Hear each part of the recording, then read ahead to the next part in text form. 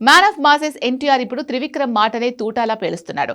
కొన్నిసార్లు గెలవటం కంటే ఓడటం మంచిది, కొన్నిసార్లు పట్టుకోవడం కంటే వదిలేయడం మంచిది. అలా తను వదిలేసిందే ఐకాన్ స్టార్ బన్నీ పట్టుకున్నాడా? చాలా సందర్భాల్లో పవన్ స్టార్ పవన్ కళ్యాణ్ వదిలేసిన ప్రాజెక్టులన్నీ మాస్ మహారాజా రవితేజకు కలిసొచ్చాయి. మహేష్ బాబు వదిలిన సినిమాలు మరో స్టార్ ఫేట్ మార్చాయి. కానీ ఎన్టీఆర్ వదిలేసిన ప్రాజెక్టులే ఎవరు చేస్తే వాళ్లకే మూడింది. అంత పక్కాగా ఎన్టీఆర్ జడ్జిమెంట్ ఉంటుందంటారు.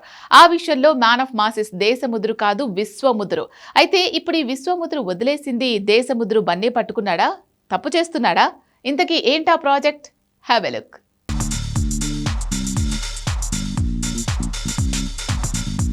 మ్యాన్ ఆఫ్ మాసెస్ ఎన్టీఆర్ డ్రాగన్గా full busy. New year celebrations తర్వాత ఇప్పుడు డ్రాగన్ టీజర్కి 4 భాషల్లో డబ్బింగ్ చెప్పే పనిలో బిజీ కాబోతున్నాడు.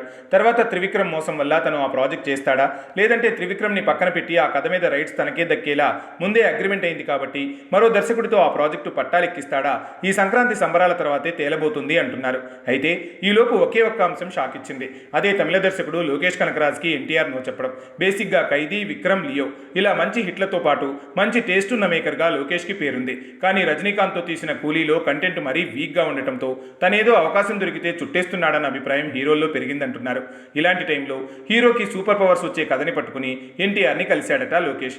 యాక్సిడెంట్లో చేయి విరగటం, తనకి రోబో చేయి పెట్టడం, తర్వాత తనకి సూపర్ పవర్స్ రావటం అన్న పాయింట్తో ఓ ప్రాజెక్టు ప్లాన్ చేసినట్టు ప్రచారం జరుగుతోంది. విచిత్రం ఏంటంటే ఇదే కథతో అమెరికాని కలిస్తే ముందు తను చేస్తా అని, తర్వాత వద్దన్నాడని ప్రచారం జరిగింది. కట్ చేస్తే ఇదే కథని పూర్తి స్థాయిలో సిద్ధం చేయమని ఎన్టీఆర్ అంటే రెడీ చేసిన లోకేష్ కథతో తనని ఇంప్రెస్ చేయలేకపోయాడని తెలుస్తోంది.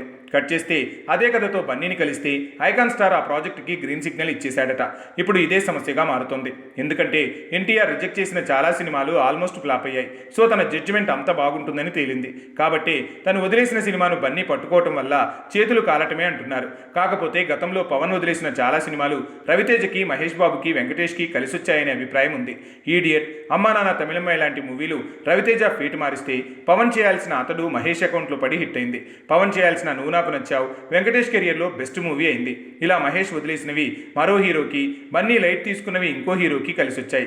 కానీ ఎన్టీఆర్ ఏదైనా రిజెక్ట్ చేస్తే అది మ్యాటర్ లేని మూవీ అనేంతగా ఓ అభిప్రాయం ఉందంటున్నారు.